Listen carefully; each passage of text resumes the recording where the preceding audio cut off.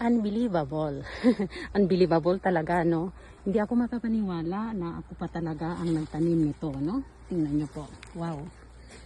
Look at that, my mustard spinach. Tingnan nyo po kung gaano kalaki at kataba ang kanyang mga dahon. Sobrang green na green po. Ayan. Alisin natin ang kanyang kasi para makita natin ang kanilang beauty.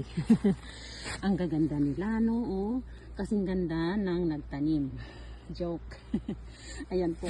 Masaya lang po, no? Talagang walang ginawa, walang ibinigay sa akin itong aking mga pananim, kundi puro saya, no? Puro positive. Maliban sa nakakain ako ng gulay na organic at ako po ay kanilang napaligaya talaga, ano? Dahil tingnan niyo naman po. Sino naman pong malulungkot habang nakikita itong mga ito. Sobrang fresh. Ayan po. Thank you for watching. Bye.